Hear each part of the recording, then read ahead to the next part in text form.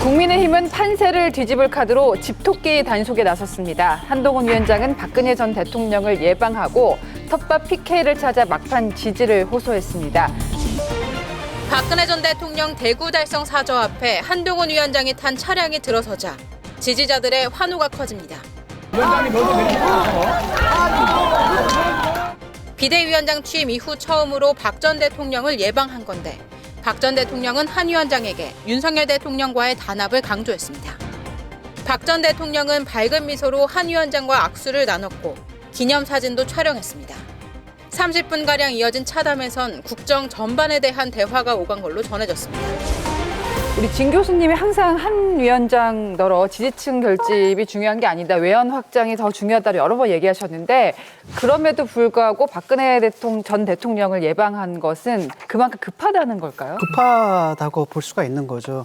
지금 문제는 뭐냐, 보수 일각에서는 이미 한동훈 비대위원장을 공격하기 시작했거든요. 그 뭐냐면 집토끼들이 달아나고 있다라는 사인인 거죠. 그러니까 윤한 갈등이 불거지면서 거기다 이제 불만을 표시하는 겁니다. 특히 이제 대구 지역 같은 게 누가 있냐면 도태우. 그다음에 장해찬도 있지 않습니까? 근데 형식적으로는 이들이 경선을 통과했단 말이죠. 그런데 날려버렸단 말이죠.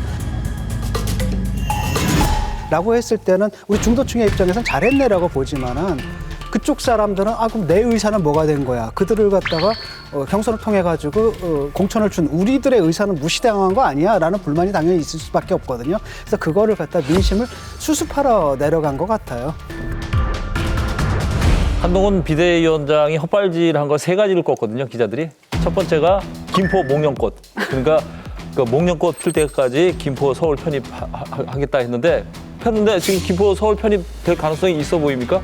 지금 김포에서 국민의힘 후보 2명이 다 야당 후보한테 밀리고 있어요.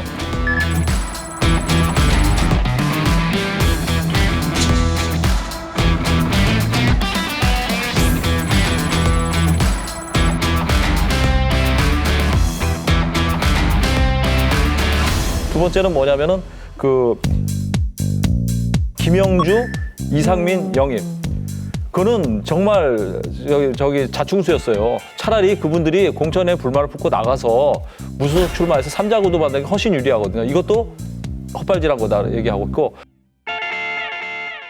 박근혜 대통령이 방문한 것도 물론 한동훈 위원장은 공천 과정에서 도태우 후보 공천 취소에 대한 그런 거 예의 차원에서 갔다고 하지만 사실 집토끼 잡은 게 아니라 수도권이나 낙동강 벨트 이런 격전지 표심을 잡을 생각을 해야 되는데 거기 가서 박근혜 대통령한테 머리를 숙였다고 해서 그게 과연 표심에 얼마나 반영이 될까요? 그리고 TK에서 한 표 더 얻는다고 해서 뭐 승리나 판세에 얼마나 영향을 줄까요? 그런 면에서 한동훈 비대위원장이 세 가지 면에서 큰 효과를 보지 못한 미스를 범했다고 봅니다.